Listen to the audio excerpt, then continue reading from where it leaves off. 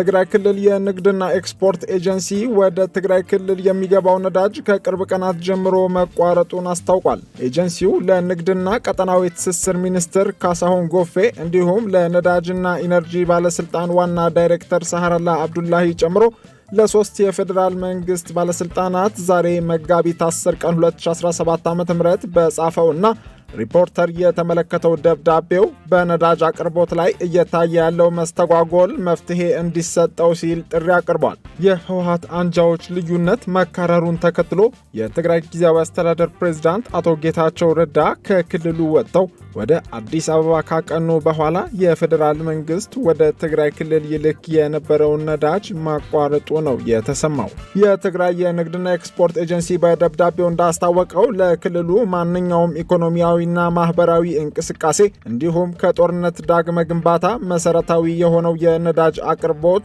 በጥር 2017 ዓ.ም መጠኑ እጅግ ቀንሶ እንደነበረ ማሳወቁን አስታውሷል። በወቅቱ በተደረጉ ውይይቶች በቂ ባይሆንም መሻሻል ታይቶ ነበር ሲልም ኤጀንሲው ገልጿል። ይሁን እንጂ ካለፈው ሳምንት መጋቢት 4 ቀን 2017 ዓ.ም ጀምሮ የነዳጅ ጭነት ለክልሉ 2 ቦቴ ብቻ እየቀረበ ቆይቶ ከመጋቢት 6 ቀን 2017 ዓ.ም ጀምሮ ደግሞ ሙሉ በሙሉ ነዳጅ ወደ ትግራይ የጫነ ተሽከርካሪ የለም ተብሏል። አሁን ባለው ተጨባጭ ሁኔታ እንደ ክልል በሰብአዊ እንቅስቃሴ፣ የሆስፒታሎችና አምቡላንሶች ስራ፣ የመድኃኒት አቅርቦትና ስርጭት፣ ለተፈናቃይ መጠለያ ጣቢያዎች መሰረታዊ ፍላጎት አቅርቦት ስራ፣ የመስኖና የንግድ በአጠቃላይ የህዝቡ ዕለታዊ ማህበራዊና ኢኮኖሚያዊ እንቅስቃሴ አደጋ ላይ የወደቀበት ሁኔታ ተፈጥሮ ይገኛል በማለት የትግራይ ንግድና ኤክስፖርት ኤጀንሲ አሳስቧል። በመሆኑም በህዝቡ ላይ የሚፈጠረውን ችግር ታሳቢ በማድረግ የፌዴራል መንግስቱ የሚመለከታቸው አካላት ወደ ትግራይ ክልል